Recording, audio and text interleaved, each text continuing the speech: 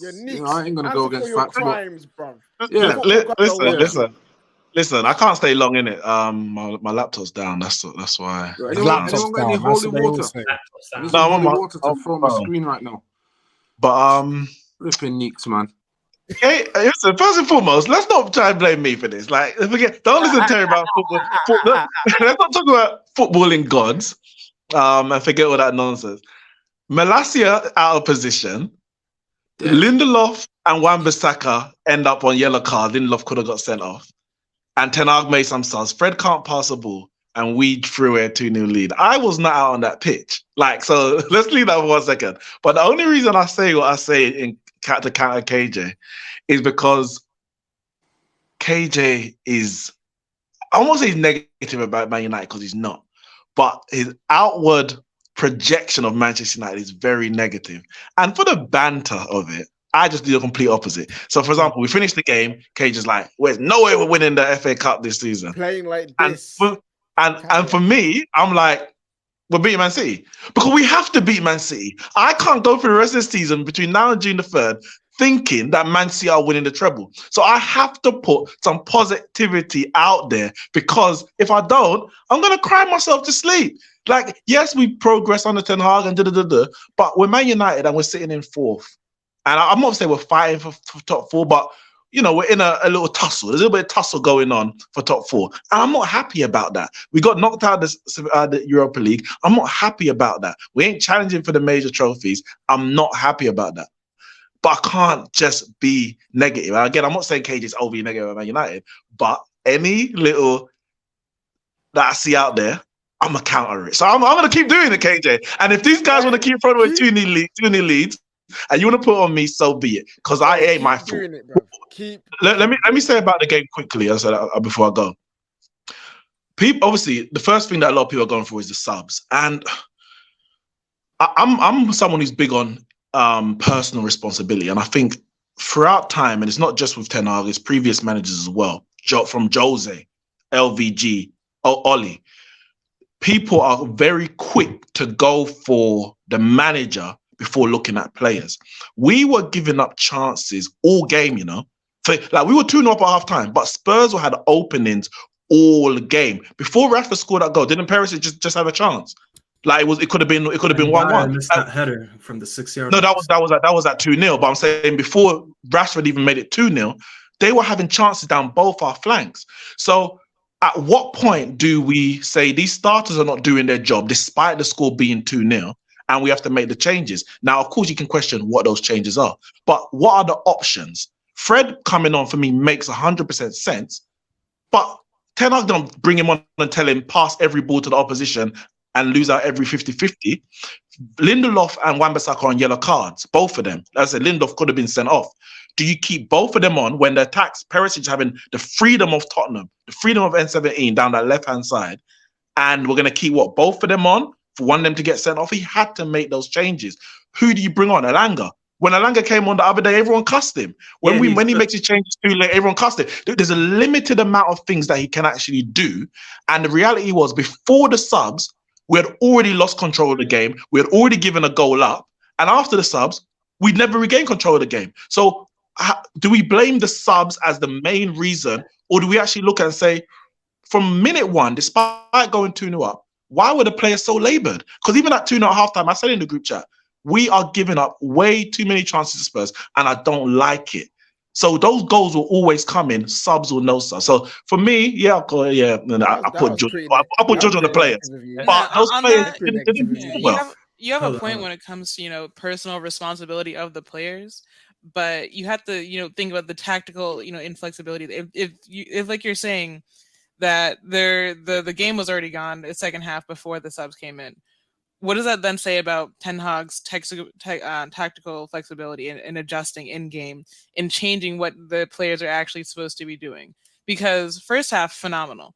But if, we're seeing, say like Wan-Bissaka bossing it first half, actually. No, but sorry, quickly. I disagree. We weren't phenomenal first half. I think the scoreline falls a lot of people. We were not phenomenal first half. It was much more controlled, though. You know what I'm saying? It was much more controlled. Like the dominant side was Manchester United rather than Spurs. is what I'm saying. And so in that, you have to see, what's working here, what's not working here. If they figured out after halftime what we're doing that's working and they're nullifying that, we need to then adjust, like say like 50, 60 minutes in. Instead of saying, let's change the players and keep the same thing that they're doing going. Because that's not going to work, obviously, if the people who were doing better weren't doing, well anymore. Maybe it's, the tactics that need to change in that. And I'm a big Ten Hag fan. I'm not saying, oh, Comfort has said this and that, because that's just stupid. But, we need to examine these things and looking at them. But also, like I was saying earlier, it's changing the subs and saying like, hey, no one told him to go pass it to the other team 800 times. No one told Whitehorse to get into the way of Fred's shot. Things like that. Those are on the players. Those are things that happen. But it's also, who they are. It's who they are. They need to be replaced at some point in time. Like Whitehorse, he's not staying. Delo, he doesn't need to go. Fred, we need to cash in on him while his capital is high. And so these are things we need to see, like, why is there a drop off in quality when we do sub these people in? And is it down to like their own decision making? Is it down to their inherent qualities? Is it down to what they're being told to do? These are things that need to be asked. Let me get my say because I gotta go anyways. I just want to touch on this part where everyone's asking if it's the personnel and the tactics. Here's my issue today, and this is the first time all season that I'm really angry at Ten Hag because I'm a big Ten Hag advocate. Everyone who knows me knows that. I've been so big on him this season, but there's been way too many times where this mistake where we go away and we make the wrong changes and it costs us the game. People are sitting here saying, oh, well, he didn't tell Fred to miss the pass, the misplace all these passes. He didn't tell Malacia to be out of position. I understand all that. But when you change the personnel and it's not like for like, that means you have to change the tactics with it. We did not for any point today change the tactics when we changed the personnel. And this is what had me confused because, Neeks, I was talking about it in the chat. We brought on the first sub we made. We brought on Martial for Sancho. When you bring on Martial for Sancho, that's a possession-based player for another possession-based player. It shows you that you want to stick to what you were doing in the first half. Okay, the intensity dropped. I get that, but it shows that you're not trying to change your tactics. Then you go on 10 or 15 minutes later. You bring on Weghorst, Fred, and Malacia for who did we bring off? Eriksson, Anthony, and Wan-Bissaka. I understand Wan-Bissaka had a yellow, so I kind of understand that. If he wasn't on a yellow, I would have kept him because I trust Wan-Bissaka in the last 10 minutes of the game to do a defensive job on Son than Delo, which proved it because Delo was 10 yards away from behind Son when he scored that goal. So the reason I'm blaming Ten Hag because is that you made these changes, but you still tried to keep the ball. There's a difference when you have Fred and Casemiro and Bruno in the midfield, and when you have Eriksson, because Eriksson is there to keep the ball. Fred is not there to keep the ball. If you're bringing on Fred and Weghorst, it means you're saying, listen, we're going to do more running off the ball. Just don't be that high up the pitch anymore. Because when you pass into these players, you know one of like every 2-3 passes is going to be misplaced. Whereas when you have Eriksson or someone else, you're keeping the ball. So bringing these players on and still playing high up the pitch as you did, everyone knows how Spurs plays. The minute you give them the ball, they're playing that ball in the back where you have Kane drifting to the right or to the left. He's going to try to play a ball in for Kulusevski who came on or Son for the goal that he did. Our fullbacks were way too high up the pitch in that last 20 minutes after we made the changes because Malacia always loses his head. Positionally, he's not as good as Shaw. So when you don't have Shaw on that left back and you have him there, you have to tell him, listen, I'm bringing you on right now because we're winning 2-1 and it looks we're going to concede. I don't want you that high anymore. In the first half, we were playing high because we had more of the ball. Right now, they're waiting. They're like, every chance they get, they're like this and hitting us on the counter. And they could have scored 2-3 before that even happened. And just the positional awareness of these players and the tactical, like there was no tactical changes at all. And that's the part that's just like, I'm absolutely baffled by Ten Hag by, because no way you should be going away again from home and being so naive, especially in the Premier League. It shows how naive he is in the Premier League still and how this first year is such a learning curve for him. Because next year, if we're going away to certain teams and we can't put them away like we did today, this team just conceded 6 3 days ago. 6. These guys came on with a smile today because they knew they didn't lose. These Spurs fans are not used to it. They've been losing for a while. They just got battered 6. And we're letting them back in the game in the second half just because they had more passion. They have nothing to play for. Staffy, let me give you an example why I like to press on about personal responsibility. We're 2-0 up. I don't think we're in complete control of the game, but we're 2-0 up. And we're still trying to play the ball quick, direct forward. Even when it comes into the likes of Ericsson, Bruno, those one-touch passes trying to get into the front people. We're 2-0 up, you know. All you have to do at that point is slow the game down. You drag that game out. Because what are you playing for? Goal difference. We're on like +9. Like, what are we doing at that point?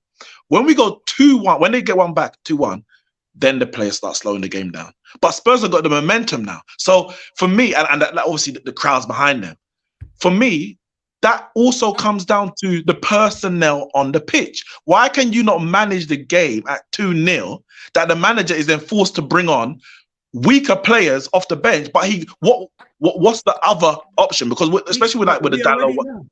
With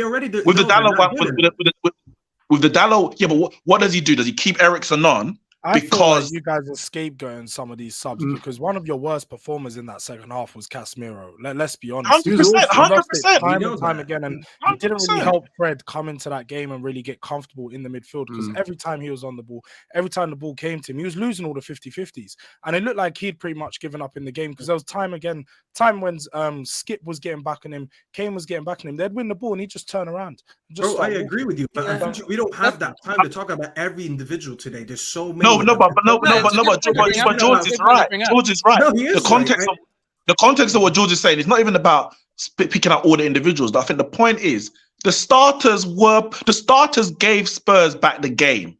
It wasn't the subs never regained control of the game because they're not that good. But the starters gave the game back. I agree with that. I said in my review at the beginning, we came out in the second half with lackadaisical. The subs didn't work for me either. And of course, there is personal responsibility, but a manager is still judged by who he brings on as well. And I think that's where you have to deviate it. Taking Bruno out of that central role, because we nearly went to 3-1 after they scored. And it's still crazy that he missed, but the play and the skill was great. And disgusting. It was disgusting. But then I'm sitting there thinking, right, we started moving the ball quicker. We broke through them. You keep Bruno dictating in the middle, but then we move him out to the right, and then we take a lot of our pace off the pitch. We take a lot of our technical ability off the pitch, and we struggle then to move the ball into the positions to create. So for me, look, there were individual players that have got to be accountable today. The manager's got to take some criticism as well. However, that's why I'm not going over on board on the manager, because I believe in that when we replace a lot of these players with better quality, these decisions won't be seen as mistakes because there'll be better people coming on the football pitch. It's a bit. One of the players I wanted to talk about tonight was Eric Dyer, and Rashford's goal was good, but Eric Dyer stepping off of him. Why are you stepping off of Rashford for? He's doing it because he ain't good enough to not do that. Because if he steps out, Rashford's also going to bypass him, and that's not attack. That is no manager can make Dyer better in that situation. Pep wouldn't make him better. He ain't fucking good enough. You put John Stones in that situation, Rashford still might get past him and score because Rashford's very good. But I looked at Dyer tonight and just thought, you got cooked. But part of the reason we were cooking Tottenham is because they got some shit players out there. With all due respect, they got some absolute shockers out there. Richarlison looked dangerous. He couldn't hit. Not for the season. And that's not a dig. When he came off, I was gutted because with him on the football pitch, I don't think you'd have equalized. Maybe he's injured. I didn't look before. Kulusevski came on, and that man was rolling and twining and twisting people. And I was so annoyed that Richarlison went off, honestly, because he weren't going to do it for you. But yeah, look, I think there's so many things tonight. Bruno's a bottle job. He bottled that shot, no doubt. I'm gonna go, bro. All right, bro. I appreciate that. I gotta go soon, but I want to say something.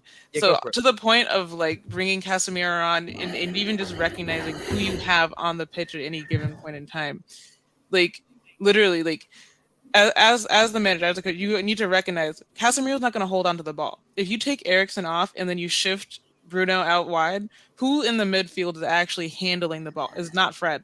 I can tell you that much, because that is a man who cannot handle a ball to save his life. And so, you need to recognize, if this is working to your advantage, what's happening here with the whole dynamic on the pitch at any given point in time? Who's giving the ball to the people on the wings? Where's the, taking the pace off? Who's actually distributing the ball and from what angle? And so if you're having, a frenetic game, do you really want to have Casemiro and Fred there, and not have any sort of control whatsoever in the midfield. And so that's just another error, kind of, recognizing your personnel. I don't know who mentioned it earlier, but these subs aren't like for like, so you need to adjust based on who you have. And I don't feel that he did that. I feel like he thought that Fred maybe was a like for Eriksen, which is the complete opposite of being true. So maybe like having dropped Bruno lower, taking Eriksen off, and then trying to work something out there, but keeping someone pacey out wide. Like, what is Pellistri doing? Sitting on the bench, wondering what he's doing with his career. Like, why not have him on there instead of moving Bruno out, right? And then having him be like the kind of being Bruno in the 10 role or in that 8 role where he's also succeeded. It's just things like that where it's just kind of recognizing who you have and who you're working with and making that work, and also just recognizing the adjustments that need to be made. Yeah. Well, all I'll say, guys, don't let Man United fans, don't let the rivals think they're getting top 4. They're not. Spurs, you're done. Liverpool, you're done. Brighton, you're done. Villa, done. Brentford, Chelsea, we're all done. We're getting top 4. Chelsea definitely done. And KJ, we're stopping the treble. Guys, that's okay.